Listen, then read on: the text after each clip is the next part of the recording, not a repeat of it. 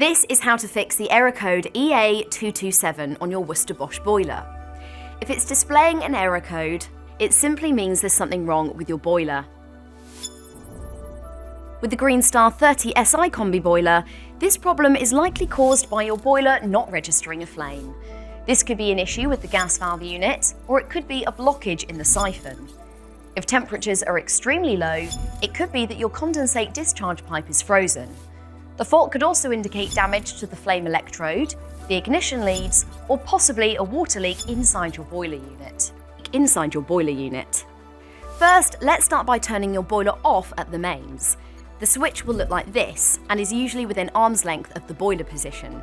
Once you've done this, we'll need to look a little deeper, and this isn't something you can fix here. For more advice or to arrange a visit straight away from one of our Gas Safe Registered engineers, just click the Get in Touch link below.